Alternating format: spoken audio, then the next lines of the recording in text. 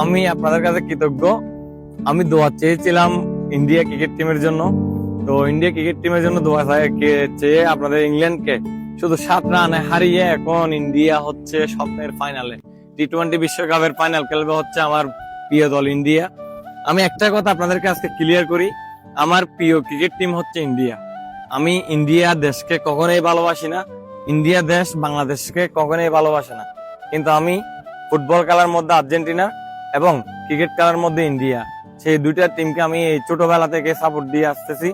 আপনারা আমার ইন্ডিয়ার জন্য দোয়া করবেন যেন আগামী কালকে টি-20 ফাইনালে গিয়ে আমার এই স্বপ্নের বিশ্বকাপটা নিয়ে এই ইন্ডিয়া যেন স্বাগতিক হিসাবে আবার তৃতীয়বারের মতো এই বিশ্ব চ্যাম্পিয়ন হতে পারে টি-20 ওয়ার্ল্ড কাপে।